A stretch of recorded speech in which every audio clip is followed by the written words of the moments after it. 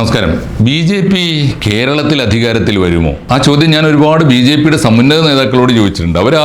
അവർക്ക് അങ്ങനെ ഒരു കൃത്യമായ ചിത്രമൊന്നും പറഞ്ഞിട്ടില്ല. ഞങ്ങൾ എന്നെങ്കിലും അധികാരത്തിൽ വരുമെന്നേ അവർ വിചാരിക്കുന്നുള്ളൂ. എന്ന് എന്നതിനൊരു മാസ്റ്റർ പ്ലാൻ ഒന്നും അവരുടെ കയ്യിലില്ല. ഇപ്പോൾ രാജീവ് ചന്ദ്രശേഖരൻ ബി ജെ പിയുടെ സംസ്ഥാന പ്രസിഡൻ്റായി വന്നിട്ട് അദ്ദേഹത്തോടും ആരോ ചോദിച്ചപ്പോഴും അദ്ദേഹത്തിന് അങ്ങനെ ഒരു ടൈം ബൗണ്ട് ആയിട്ടുള്ള പ്ലാനൊന്നുമില്ല, അതൊരു പദ്ധതിയൊന്നും ഉള്ളതായിട്ട് തോന്നിയിട്ടില്ല.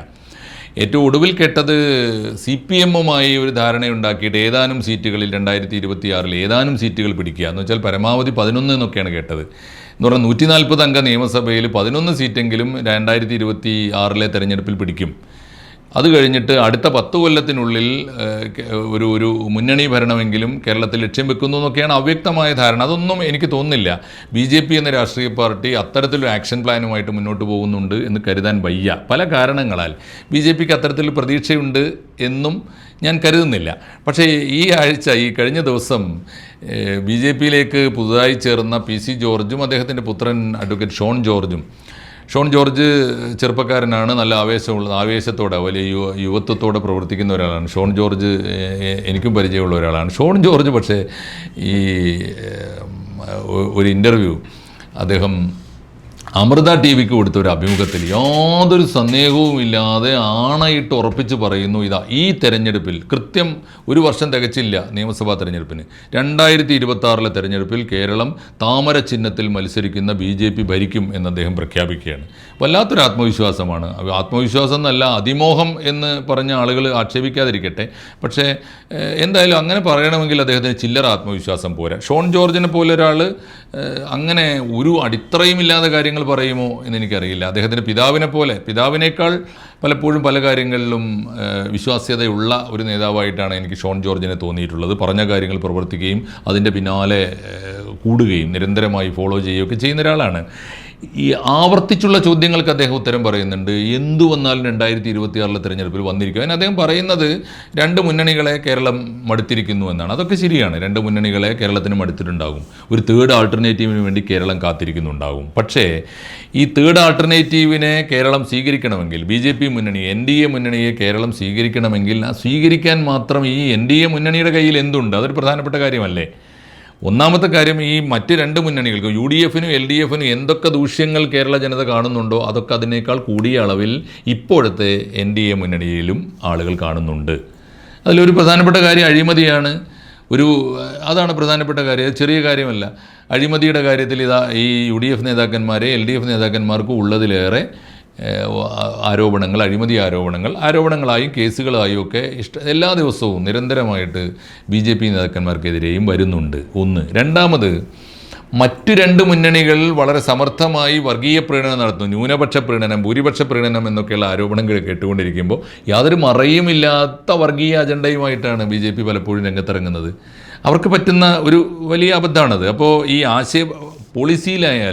പോളിസിയിലായാലും പെരുമാറ്റത്തിലായാലും, അതായത് സ്വഭാവത്തിലായാലും നയപരിപാടികളിലായാലും മറ്റു മുന്നണികളിൽ നിന്ന് വ്യത്യസ്തമായ എന്താണ് BJPയുടെ കയ്യിലുള്ളത് എന്നൊരു ചോദ്യം വളരെ പ്രധാനമാണ്. 3, വിശ്വാസ്യതയുള്ള നേതാക്കൾ എവിടെ? ഇപ്പോൾ ഈ പാർട്ടി ഭേദിച്ച് പാർട്ടിക്കപ്പുറം സ്വീകാര്യതയുള്ള ജനനേതാക്കളായ ഒരാളെങ്കിലും എവിടെ എന്ന ചോദ്യമുണ്ട്. അത് BJP-യിൽ നിന്ന് ആരെയും നമുക്ക് ഉയർത്തിക്കാണിക്കാൻ സാധിക്കുന്നില്ല. അങ്ങനെ സാധ്യതയുണ്ടായിരുന്ന ചില പേരുകളൊക്കെ ഇടക്കാലത്ത് ഇങ്ങനെ ചൂണ്ടിക്കാണിച്ചുവെങ്കിലും അതിനെ ഒന്നും അവർ മുന്നോട്ട് കൊണ്ടുപോയില്ല. അത്തരത്തിൽ പൊതുവെ സ്വീകാര്യത ഉണ്ടായിരുന്ന പലരും, ഇപ്പോൾ കേരള നിയമസഭയിൽ ആദ്യമായി ജയിച്ച രാജഗോപാലോ അദ്ദേഹത്തിൻ്റെ അവസാന കാലത്ത് അദ്ദേഹത്തിൻ്റെ രാഷ്ട്രീയ പ്രവർത്തനത്തിൻ്റെ ഏതാണ്ട് റിട്ടയർമെൻറ്റ് കാലത്ത് ഒരിക്കൽ ജയിച്ചു എന്ന സായുജ്യം ഒഴികെ അദ്ദേഹത്തെ ഇനി അങ്ങോട്ട് കേരള രാഷ്ട്രീയത്തിൻ്റെ ഒരു മുന്നണിയിൽ നിർത്തി മുന്നോട്ട് പോകും എന്നൊന്നും നമുക്ക് കരുതാൻ വയ്യ.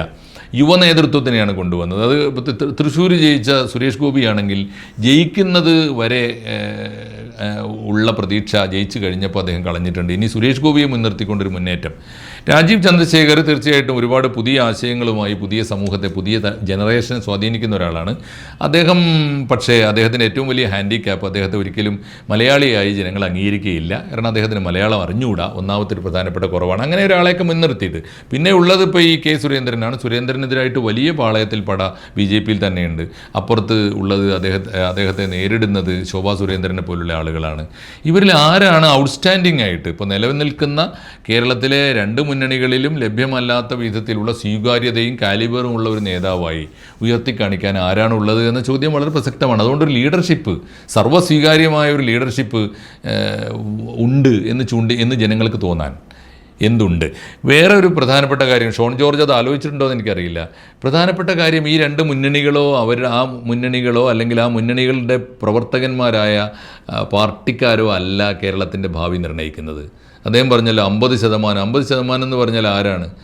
50% ജനങ്ങൾ ആഗ്രഹിക്കുന്നുണ്ട് കേരളത്തിലെ ഭരണം മാറണം. ശരിയാണ്.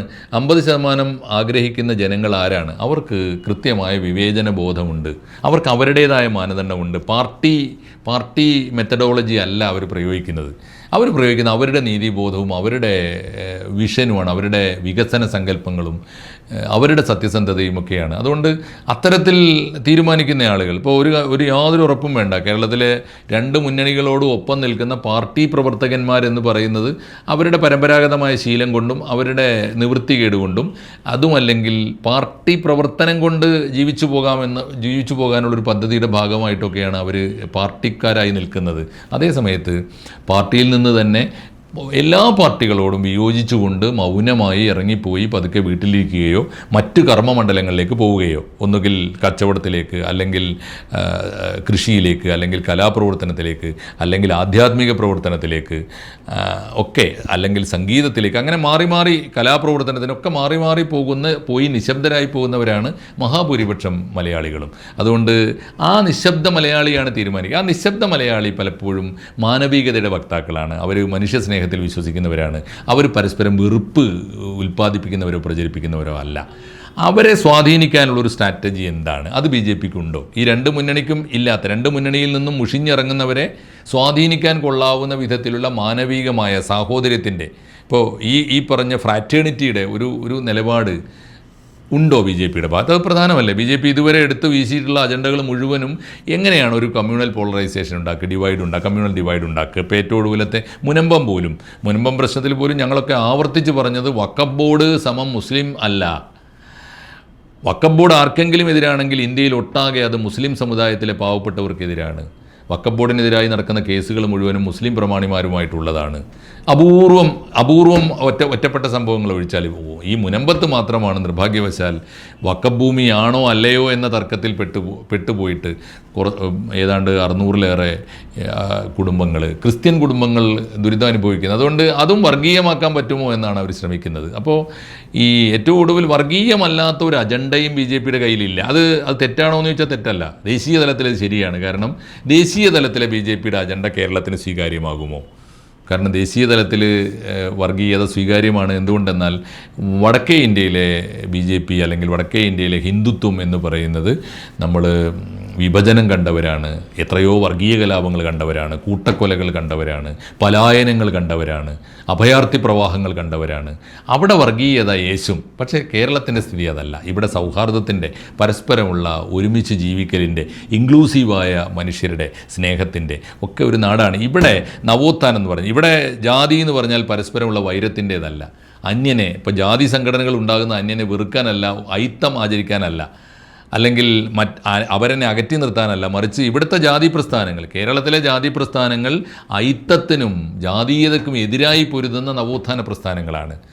അതാണ് ഇവിടുത്തെ. അത് SNDP, അത് ഈഴവൻ്റെ പ്രസ്ഥാനമായാലും നായരുടെ പ്രസ്ഥാനമായാലും, ഇപ്പോൾ ശ്രീനാരായണ ഗുരുവിൻ്റേതായാലും മന്നത്ത് പത്മനാഭൻ്റേതായാലും ചട്ടമ്പി സ്വാമികളുടേതായാലും ഒക്കെ അത്തരം പ്രസ്ഥാനങ്ങളൊക്കെ തന്നെ അകൽച്ചയുടേതല്ല, സ്നേഹത്തിൻ്റേതാണ്. അതുകൊണ്ട് കേരളത്തിന് ചേർന്ന ഒരു സ്ട്രാറ്റജി, കേരളത്തിന് ചേർന്ന ഒരു ഹിന്ദുത്വം, അത് കേരളത്തിൽ അവതരിപ്പിക്കാനോ ആലോചിക്കാനോ ഇവിടുത്തെ ഒരു ചിന്തൻ ബൈടെക്കിന് ഇതുവരെ സാധിച്ചിട്ടില്ല എന്നുള്ളതാണ് കേരളത്തിലെ BJPയുടെ ഒരു പരാജയം. മറിച്ച് ഇദ്ദേഹം പ്രതീക്ഷിക്കുന്നത് പോലെ, ഇപ്പോൾ ഷോൺ ജോർജ് അദ്ദേഹത്തിൻ്റെ ശുദ്ധത കൊണ്ട് പ്രതീക്ഷിക്കുന്നത് പോലെ ഈ മധ്യ തിരുവിതാംകൂറിലെ ക്രിസ്ത്യാനികൾ ഏതെങ്കിലും താൽക്കാലികമായൊരു അജണ്ടയുടെ ഭാഗമായിട്ട് സത്യമാണ്, കേരള കോൺഗ്രസിനെ കുറിച്ച് അവർക്ക് മടുത്തിരിക്കുന്നു, പ്രതീക്ഷയില്ല എന്നത് ശരിയാണ്. കോൺഗ്രസ്, UDFും LDFും അവരെ പറ്റിച്ചിരിക്കുന്നു എന്ന തോന്നലുണ്ട്, ഒക്കെ ഉണ്ടാവാം. പക്ഷേ BJP അവരെ രക്ഷിച്ചു കളയും എന്ന് വിശ്വസിക്കാൻ മാത്രമുള്ള എന്ത് വാഗ്ദാനമാണ് അല്ലെങ്കിൽ എന്ത് പ്രതീക്ഷയാണ് അവർക്ക് മുമ്പിൽ BJP വെച്ചിട്ടുള്ളത് എന്ന് അദ്ദേഹം തന്നെ പറയാൻ ബാധ്യസ്ഥനാണ്. ഒരു വഖഫ് ബില്ലിൻ്റെ കാര്യത്തിലോ ഒരു മുത്തലാഖിൻ്റെ കാര്യത്തിലോ ചൂണ്ടിക്കാണിച്ചുകൊണ്ട്, അതൊക്കെ സത്യത്തിൽ ഞാൻ വിശ്വസിക്കുന്നത് വഖഫ് ബില്ലായാലും മുത്തലാഖായാലും ഒക്കെ മുസ്ലിം കമ്മ്യൂണിറ്റിയെ ബാധിക്കുന്നതാണ്, അവർക്ക് ഗുണകരമായതാണ് എന്ന് സ്ഥാപിച്ചുകൊണ്ട് അവരെ കൂടെ നിർത്താനല്ല ശ്രമിക്കുന്നത്. അവരിൽ വെറുപ്പുണ്ടാക്കിയിട്ട് അവരെ അകറ്റി നിർത്തുകയും പകരം മറ്റൊരു സമുദായത്തെ കൂടെ നിർത്താൻ പറ്റുമോ?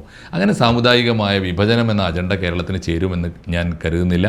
അതുകൊണ്ട് 2026 എന്തായാലും അതിമോഹം എന്ന് ഞാൻ പറഞ്ഞുകൊള്ളട്ടെ, 31 പോലും സാധിക്കും എന്ന് BJPക്ക് പോലും യാഥാർത്ഥ്യബോധത്തോടെ വിശ്വസിക്കാൻ കഴിയും എന്ന് പറഞ്ഞുകൂടാ. എന്തായാലും ഷോൺ ജോർജിനെ പോലൊരു ചെറുപ്പക്കാരൻ കേരളത്തിന് പ്രതീക്ഷ കൊടുക്കുന്നത്, സ്വന്തം അനുയായികൾക്ക് ആവേശം കൊടുക്കുന്നത് നല്ലതാണ്. ആ വഴിയിൽ അദ്ദേഹം മുന്നോട്ട് പോകട്ടെ. പക്ഷേ അത് ക്യാമ്പയിൻ മാത്രമായിട്ട് കാണാനേ മലയാളത്തിന് സാധിക്കുകയുള്ളൂ തൽക്കാലം. നന്ദി, നമസ്കാരം.